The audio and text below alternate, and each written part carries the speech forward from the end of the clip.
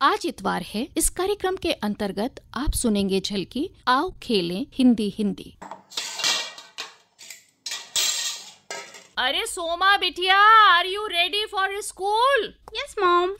Well, now have breakfast very early or else you will be very late for school. अरे वीणा, क्या सुबह सुबह अंग्रेजी में गिटर पिटर लगा रखी है। भाई मैंने तो हिंदुस्तानी वीणा से शादी की थी, लेकिन मैं देख रहा हूँ कि जैसे जैसे सोमा बड़ी हो रही है तुम वैसे वैसे अंग्रेजी गिटार बनती जा रही हो। हाँ, बन रही हूँ अंग्रेजी गिटार। मैं पूछती हूँ कि आपको क्या दिक्कत है मेरे अंग्रेजी गिटार बनने से? अरे भाई, जब मैं खुद अपडेट रहूंगी, अंग्रेजी बोलूंगी सोफिस्टिकेटेडली, तभी तो अपने बेटे को अंग्रेजी भाषा और अंग्रेजी तहजीब सिखा पाऊंगी। लो भाई, हमारे घर की सुबह तो माँ की आरती गाने की आवाज से शुरू होती थी और तुम चूड़ीदार पाजामा कुर्ता छोड़कर इस लोअर टी शर्ट में कौन सी तहजीब का झंडा गाड़ रही हो?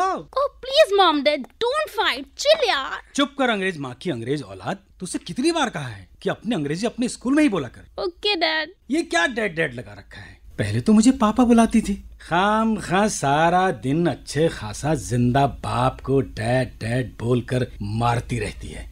अच्छा बाबा, आपसे मैं घर में सिर्फ हिंदी में ही बात करूंगी। क्या अब मैं स्कूल जा सकती हूँ? मुझे देर हो रही है। हाँ बेटा, तू तो स्कूल जा। इनका हिंदी पुराण तो जल्दी खत्म होने वाला नहीं है, तुझे देर हो जाएगी। हाँ, मैं तो पुराण सुनाता हूँ, लेकिन तुम जो सारा दिन म्यूजिक सिस्टम चलाकर शकालका बूम बूम करती रहती हो। मेरी स्मार्टनेस से तुम जलते हो। मुझे बात बेबात पे छेड़ा मत करो।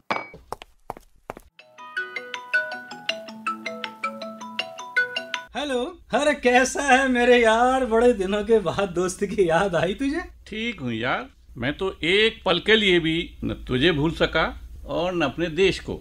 मुझे भी तेरी बहुत याद आती है दोस्त। वो मस्ती भरे, वो बेफिक्री के दिन।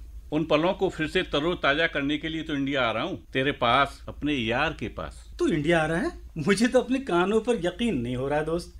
कितने बजे की फ्लाइट है? मैं अभी एयरपोर्ट के लिए निकलता हूँ। रुक यार, मैं कल सुबह की फ्लाइट से आ रहा हूँ और हाँ, एयरपोर्ट आने की जरूरत नहीं है, मैं सीधा तेरे घर ही आऊंगा। तू घर पर ही मेरा वेलकम करियो। वो लल्लू हलवाई की दही जलेबी और समोसे के साथ बचपन की सारी यादें ताजा हो जाएंगी। कुल्हड़ वाला दूध भूल गया तू, जिसे पिए बिना दिन न गुजरता था? और वो भी लेता आऊंगा। तू आज तो सही। वीणा, ओ वीणा, बोल क्यों नहीं रही हो?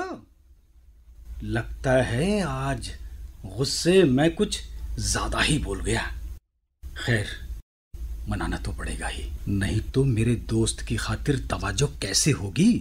अरे वीणा, कब से आवाज लगा रहा हूँ तुम्हें, लेकिन मेरी वीणा की स्वर लहरी जाने कहाँ गुम हो गई। तुम्हारे स्वर के बिना घर कितना सूना लगता है। मैं तो शकालका बूम बूम हूँ ना। वीणा प्लीज गुस्सा थूक दो। मेरा बचपन का जिगरी दोस्त है ना, इतने सालों के बाद मुझसे मिलने इंडिया आ रहा है। प्लीज वीणा, उसकी खातिर तवाज में कोई कमी मत होने देना। ये तुम्हारा वही दोस्त विजय है ना, जिसे तुम अक्सर याद करते हो? हाँ वीणा, वही दोस्त है। अरे राजू, क्या तुम मुझे इतना पागल समझते हो कि घर की मामूली सी नोक झोंक का गुस्सा तुम्हारे दोस्त पे निकालूंगी? अरे भाई निश्चिंत हो जाओ, तुम्हारे दोस्त की खातिरदारी में कोई कमी नहीं रखूंगी। ओ माय वीणा, मुझे माफ कर दो प्लीज।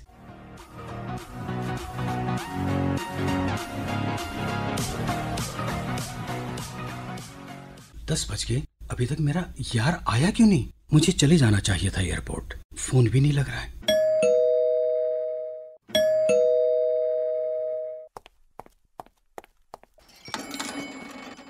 अरे मेरे यार। हेलो भाई साहब। नमस्ते भाभी जी। अरे भाई, अब भाई साहब को बाहर ही खड़ा रखोगे या अंदर भी लेके आओगे? Please welcome him in my house. अरे वीणा, हिंदी में बात करो ना।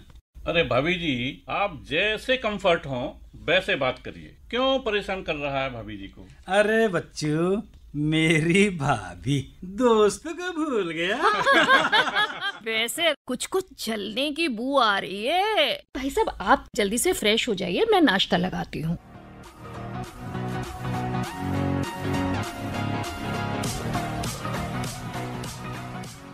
सोमा बिटिया नहीं दिखाई दे रही। वो असल में स्कूल गई है। Have breakfast, pizza, burger, cold drink, and all this I have because all these must be your favorite. तुम फिर शुरू हो गई। और ये पिज्जा, ये बर्गर, मैं तो लल्लू हलवाई की दुकान से समोसे, दही, जलेबी वगैरह लेके आया था, वो कहाँ है? अरे कैसी बात करते हैं आप भी। लंदन से आया है आपका दोस्त और अपने दोस्त को आप नुक्कड़ वाले हलवाई के समोसे खिलाएंगे। अरे तो क्या हुआ भाभी जी, यही नुक्कड़ की दुकान का नाश्ता खाकर तो बड़ा हुआ हूँ, और मैंने ही राजू से उस दुकान से नाश्ता लाने के लिए कहा था। अच्छा, आप दोनों दोस्त बिल्कुल एक ही जैसे हैं।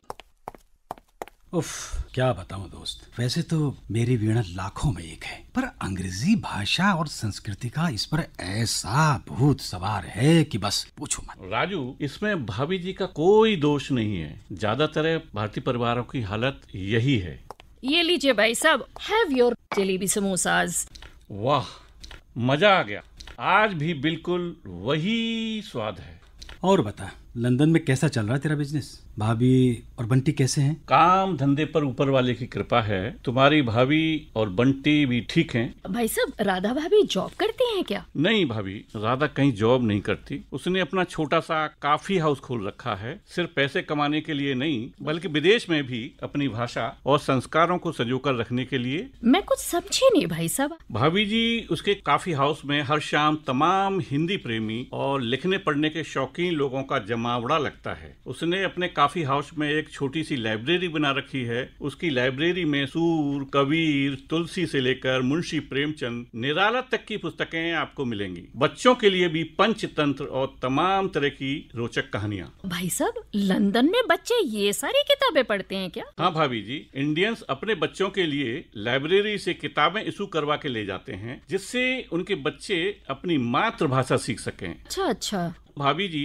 कुछ विदेशी भी आने लगे हैं, क्योंकि बॉलीवुड फिल्में और गाने सिर्फ लंदन में ही नहीं पूरी दुनिया में लोकप्रिय हो रहे हैं, इसलिए अब लोग हिंदी सीखना चाहते हैं। सच में भाई साहब? क्या सारे लोग हिंदी को लेके ऐसा ही सोचते हैं? और क्या श्रीमती जी, हमारी हिंदी तो दुनिया के हृदय पर राज करने जा रही है, और तुम अभी तक अंग्रेजी गिटार ही बजा रही हो। मैं अंग्रेजी के खिलाफ नहीं हूँ, लेकिन हमें अपनी भाषा और संस्कृति की समझ तो होनी ही चाहिए ना। वैसे आप लोगों की बातें सुन के मुझे अपनी गलती का एहसास तो हो रहा है। अरे वाह, आज तो मेरी वीणा के सारे सुर जगह पर हैं। और भाई साहब, आप बताइए ना कि राधा भाभी का कॉफी हाउस और क्या क्या करता है? भाभी, वो अपने कॉफी हाउस में हफ्ते में 2 बार अंताक्षरी प्रतियोगिता करवाती हैं। एक दिन बॉलीवुड के फिल्मी गानों को लेकर और एक दिन हिंदी के साहित्यकारों और उनकी रचनाओं को लेकर। इन सब प्रोग्राम में बच्चों को जरूर बुलाया जाता है, जिससे वे खेल खेल में मजे से हिंदी सीख सकें। भाभी जी, इस खेल को खेलने मात्र से ही आपका शब्दकोश बहुत व्यापक हो जाता है। बिल्कुल सही कह रहे हो यार। भाई साहब, ये साहित्यकार और उनकी रचनाओं वाली अंताक्षरी तो हमने कभी नहीं खेली। अरे तो इसमें कौन सी बड़ी बात है भाभी जी, किसी भी समय खेल लेते हैं। अरे इस समस्या का समाधान मैं किए देता हूँ। कैसे? कल मैं विजय के आने की खुशी में एक छोटी सी पार्टी रखता हूँ। अपने और विजय के बचपन के जो खास दोस्त हैं, उनको पार्टी में बुला लेते हैं। क्यों विजय, कैसा रहेगा? अरे वाह, नेकी और पूछ पूछ। लगता है बिटिया आ गई है। अरे बेटी, ये विजय अंकल हैं जिनकी तुम्हारे पापा अक्सर बातें करते हैं। अच्छा, पापा के वही लंदन वाले दोस्त? हाँ विजय भाई। अंकल। हाँ बेटा, मैं वही हूँ। अंकल, बचपन से आपके किस्से सुनती आई हूँ और मिलना आज हो पा रहा है। सोमा, मैं तुम्हारे अंकल के आने की खुशी में अपने खास दोस्तों के साथ एक पार्टी रख रहा हूँ। उस पार्टी की सारी जिम्मेदारी तेरी है। मैनेज कर लेगी ना सब कुछ? हाँ पापा, मैं सब कर लूंगी। ठीक है, फिर मैं सबको फोन कर देता हूँ।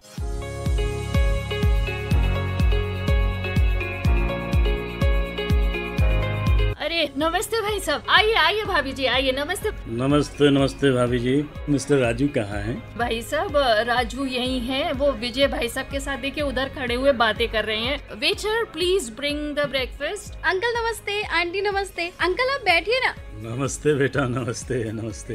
वेटर, अंकल के लिए स्नैक्स और कोल्ड ड्रिंक लाओ। Hello Prabhakar, hello Diwakar. ये तो बड़ों की पार्टी है, तूने हमें क्यों बुलाया यार इसमें? अरे कैसी बात कर रहा है, बस पापा के कुछ खास दोस्त ही तो है। मैंने भी तो अपने खास दोस्तों को ही बुलाया है। आओ गर्मा गर्म पनीर के पकौड़े खाते। नमस्ते मेहता जी। नमस्ते भाभी जी। नमस्ते नमस्ते भाई साहब। अरे विजय, कहाँ भाई? अरे मैं यही हूँ मेहता।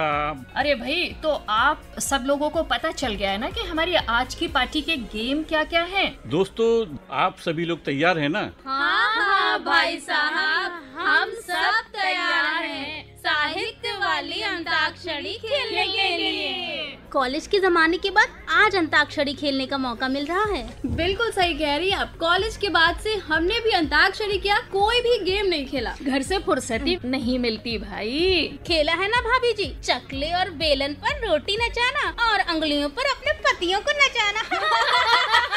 भाई जब महिलाएं इतनी जोश में हैं तो हम भी पीछे क्यों रहे विजय? आज मुकाबला हो ही जाए कि कौन किसको उंगलियों पर नचाता है। ओके, तो 2 टीम बनाते हैं, एक टीम फीमेल की और दूसरी मेल। और बेटा, आप लोग हम दोनों लोगों की टीम में रहो। जिस कविता की जो लाइन आपको आए वो आप गुनगुना देना। हाँ अंकल, बिल्कुल सही, यही करेंगे हम। ओके भाभी जी, मैं इस बास्केट में साहित्यकारों के नाम की पर्चियां डाल देता हूं और जो टीम पर्ची पहले निकालेगी तो उस पर्ची पर जिस भी साहित्यकार का नाम लिखा होगा उसकी लिखी किसी भी रचना को सुनाना होगा। लीजिए भाभी जी, पर्ची निकालिए। हाँ, हम पर्ची निकाल रहे हैं। अहो, हमारी पर्ची पर आया है मुंशी प्रेमचंद का नाम। ये बताओ कि हम लोग प्रेमचंद की रचना क्या मिलजुल के सुनाएं? हाँ, ये सही रहेगा भाभी जी। तो क्या सुनाओगे प्रेमचंद की रचना? प्रेमचंद की वो वाली रचना। कौन सी वाली? अरे वही जो मंदिर में दान खाकर चिड़िया मस्जिद में पानी पीती है। सुनने में आता है राधा की चुनरिया कोई सलमा बेगम सीती है। एक रफी साहब थे जो रघुपति राजा राम गाते थे, और एक था प्रेमचंद जो बच्चों को ईदगाह सुनाता था। कभी कन्हैया की लीला गाता रसखान सुनाई देता था। बाकियों को दिखते होंगे हिंदू मुसलमान, मुझे तो हर जीव में एक भोला भाला इंसान दिखता है।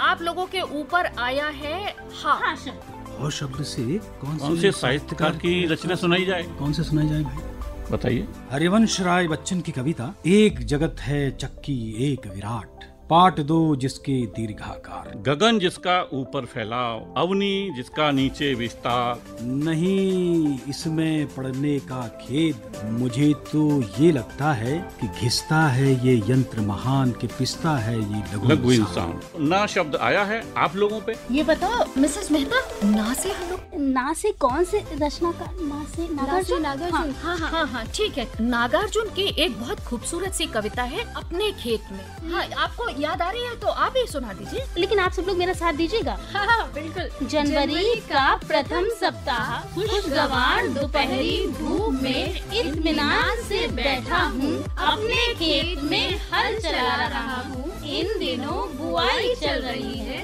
इर्द गिर्द की घटनाएं ही मेरे लिए बीज जुटाती हैं। हाँ, बीज में घुन लगा हो तो अंकुर कैसे निकलेंगे? और गा शब्द आया है आप लोगों के ऊपर। मुझे याद तो आ रहा है। हाँ, यार समझ नहीं आ रहा। बताओ यार, ये कुछ समझ में नहीं आ रहा। सोमा बेटा, तुम्हें कुछ आता है क्या? पापा मुझे नहीं आ रहा। सॉरी भाभी जी, हमें गा से कोई शब्द नहीं याद आ रहा। सोमा बिटिया, तुम और तुम्हारे दोस्त तो दोनों टीमों के साथ, लेकिन भाई एक भी कविता की लाइन तुम लोगों ने नहीं सुनाई है। भाई कुछ तो सुनाओ तुम लोग। हमें तो किसी भी कविता की लाइन नहीं आती। हाँ आंटी, हमें भी नहीं। ये बताओ, तुम लोग स्कूल में जाते हो, हिंदी का एक पीरियड तो होता है ना, उसमें तुम लोग क्या करते हो? अरे वीणा, अब बच्चों पर क्यों गुस्सा कर रही हो? तुम ही तो उन्हें अंग्रेजी भाषा और तहजीब सिखाने पर हमेशा जोर देती रही, कभी उसकी हिंदी की तरफ ध्यान ही नहीं गया तुम्हारा। सच में राजू, सारी गलती तो मेरी ही है। हमेशा मैं इंग्लिश और दूसरे सब्जेक्ट पे ही ध्यान देती रही, हिंदी को तो मैंने हमेशा ही साइड लाइन रखा। अरे भाभी, वो हिंदी में एक कहावत है ना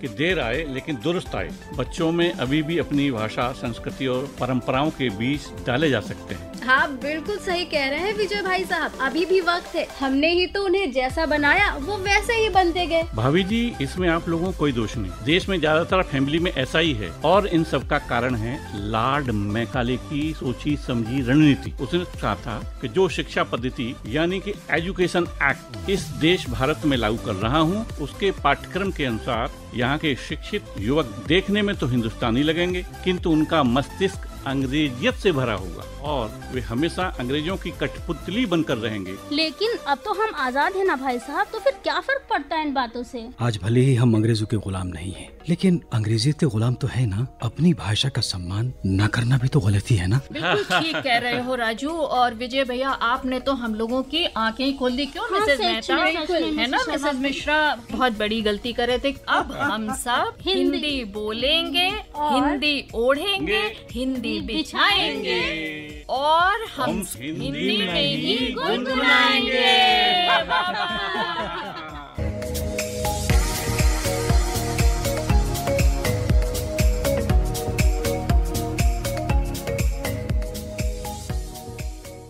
श्रोताओं, अभी आप सुन रहे थे झलकी आओ खेलें हिंदी हिंदी।